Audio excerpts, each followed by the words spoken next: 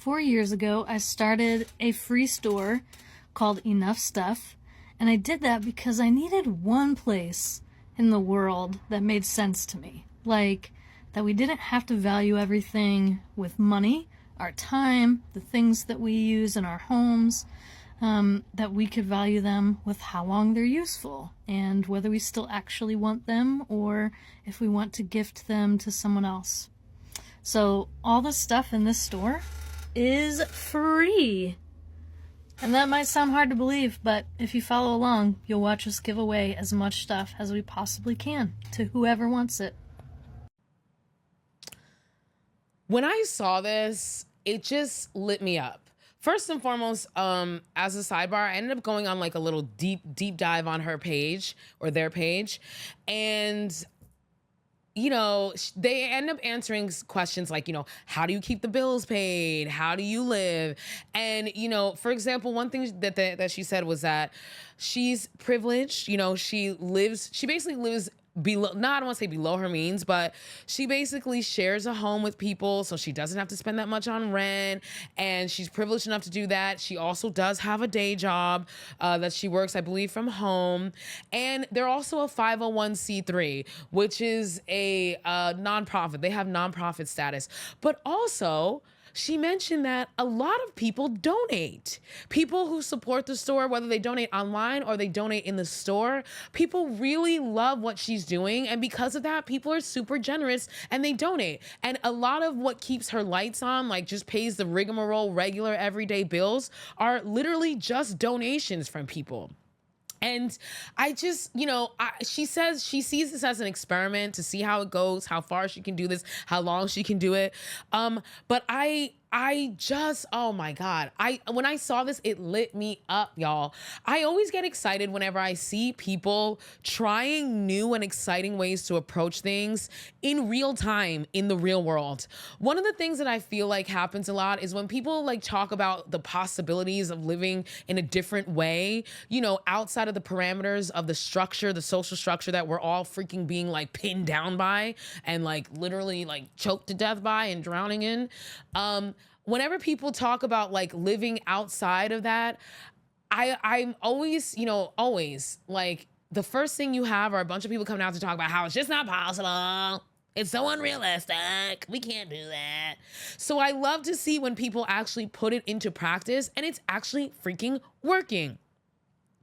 And one of the things that I love about this is that it speaks to like the reality that like, you know, money is not the end all be all. Like we could actually potentially live in a world where like money isn't everything and things would still function. Like her store isn't like falling apart. It's actually doing well and she's able to keep it going and she charges people absolutely nothing. It's free. You can just go in there and get whatever the hell you want without any money. And it's and I love seeing like examples of that. I feel like, you know, we live in this capitalist society and we get brainwashed and programmed from the time that we're little children to think that like money is everything and that without money, everything would fall apart. I remember the first time that I ever thought about or heard someone talk about the possibility of like not having money. And it was like the like electric shock of fear that went through my body. Like, no money. Well, what will we do? We'll die. Nobody will work. Who will keep the lights on? And I think a lot of people have that experience the first time you ever consider that, right? And then, you know, after the emotions went on and passed, which you know, is a big sign of like programming, right? Like when you have this really strong emotional reaction to like a new idea or a new concept, it's like, okay, you might want to pull back and ask yourself why. And so I did. And I realized like, actually, we don't need money to like money. We don't need it. And the reality is that every day, millions of people volunteer their time. To all the people who are always like, oh, well, no one's going to work if we don't have money. If we don't have money, no one will be motivated to work. And it's like every single day, millions of people get up and volunteer their time.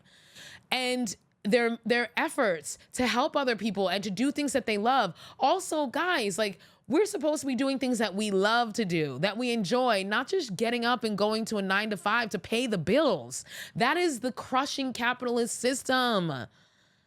That is the system that makes us think that that's everything we do. We have to kill ourselves to work for. We have to trade our bodies and our time and our energy in order to be able to support ourselves. We wouldn't fall apart. You know, it's so interesting. You know, I just, it's funny because like a lot of times people will say like, well, you know, prior to capitalism, like, you know, the precursor to capitalism was the bartering system where we would exchange goods with each other for stuff. And actually, that's not true, y'all. That's not true. What we had prior to, people didn't really barter like that prior to capitalism. It really wasn't like that. What we had prior to capitalism would be more tantamount to what we would call a gift economy. Basically, you need something and I got it here. And when I need something, you got it, I'll come and get it later. That's it. You scratch my back, I scratch your back. That's how things used to be. We weren't, you know, we've been brainwashed into thinking that you know, oh, capitalism naturally arose out of the barter system, which naturally arose out of just human behavior. And that is not the truth. We talked previously about how Western scientists and Western historians and academics be mixing things up and spinning things up and twisting things up in order to support their biased ass theories. That's not freaking true. People were just hooking each other up. And that's literally how we would be operating. And I love when people have tangible examples of this, like this girl's store. A free store.